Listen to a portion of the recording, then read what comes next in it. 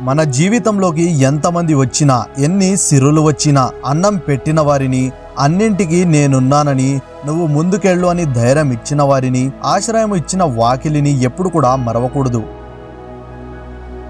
మిత్రమా, సమస్యకు పరిష్కారం, ప్రశ్నకు సమాధానం, దుఃఖం తర్వాత సుఖం, ప్రతి కష్టం వెనుక ఒక అవకాశం ఖచ్చితంగా ఉండే తీరుతుంది. మనిషి అందం కేవలం కంటిని మాత్రమే ఆకట్టుకుంటుంది, మరి నీ మంచితనం హృదయాన్నే దోచుకుంటుంది. మన జీవితం కూడా ఓ రైలు ప్రయాణం లాంటిది.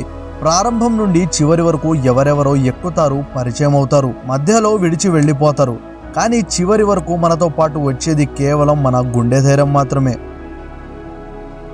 నువ్వు సంతోషంగా ఉన్నావా అయితే ఎవరికి మాట ఇవ్వకు, కోపంగా ఉన్నావా ఎవరికి సమాధానం చెప్పకు, బాధలో ఉన్నావా అయితే ఎటువంటి నిర్ణయాలు తీసుకోకు.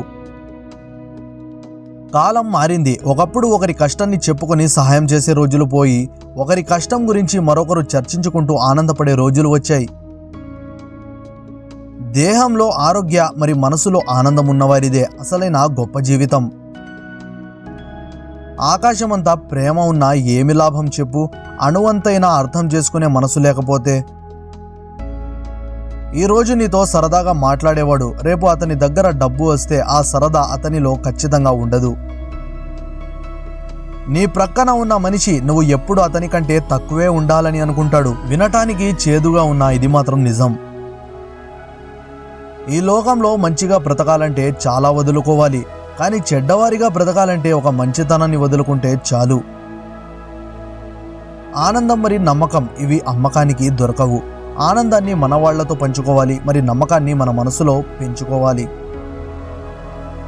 మనం ఎల్లప్పుడూ ఆరోగ్యంగా మరి సంతోషంగా ఉండేందుకు ప్రయత్నించాలి. ఎందుకంటే ఆరోగ్యానికి మించిన ఆనందం లేదు, మరి సంతోషానికి మించిన సంపద లేదు.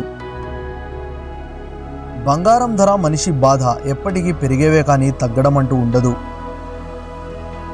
పెద్దరికం అంటే అందరూ నీ మాటే వినాలని గట్టిగా అరవడం కాదు మిత్రమా, నీ మాట వినటానికి అందరూ ఎదురు చూడటం.